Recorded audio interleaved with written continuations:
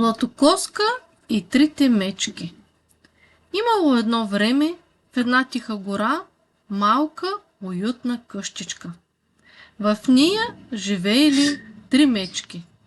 Големият татко мечок, майката мечка и тяхното малко мече.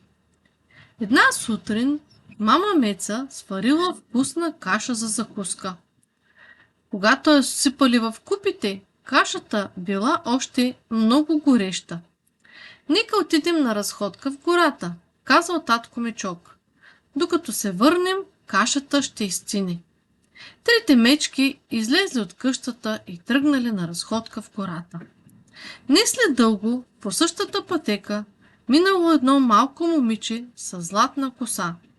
Затова всички го наричали Златокоска. Докато се разхождала из гората, тя видяла малката къщичка на мечките.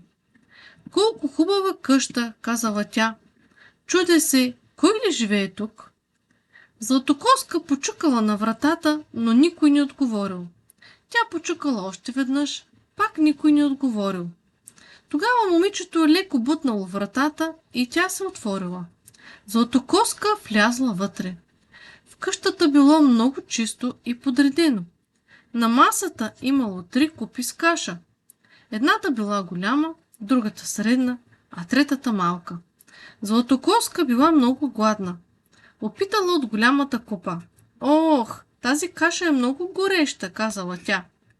После опитала от средната купа. Тази каша е много студена, намръщила се тя. Накрая опитала от малката купа. О, тази е точно както трябва. Зарадвала се Златокоска и изяла всичката каша от малката купа. След това се огледала и видяла 3 стола. Единият бил много голям, другият среден, а третият малък. Златокоска седнала на големия стол. Този стол е много твърд, казала тя. После седнала на средния стол. Този стол е много мек, казала тя. Накрая седнала на малкия стол. Този е точно както трябва. Усмихнала се тя, но щом се настанила по-удобно, столчето изпукало и се счупило. Златокоска паднала на земята. Станала и се качила по стълбите.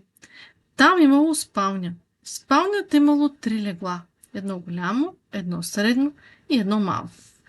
Тя легнала първо в голямото легло. Това легло е много твърдо, казала тя.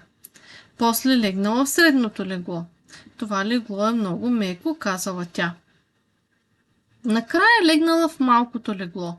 Това е точно както трябва, прошепнала Златокоска. И след малко сладко заспала. Докато тя спяла, трите мечки се върнали от разходката си. Щом влезли в къщата, татко Мечок погледнал към масата и казал: някой е ял от моята каша. Мама Меца погледнала своята купа и казала: някой е ял и от моята каша. А малкото мече извикало тъжно: някой е ял от моята каша и я е изял цялата. После трите мечки погледнали към столовете. Някой е седял на моя стол, казал татко Мечок. Някой е седял и на моя стол, казала мама Меца. А малкото мече извикало: някой е седял на моя стол и го е счупил. След това трите мечки се качили горе в спалнята. Някой е лежал в моето легло, казал татко Мечок. Някой е лежал и в моето легло, казала мама Меца. А малкото мече извикало: някой спи в моето легло.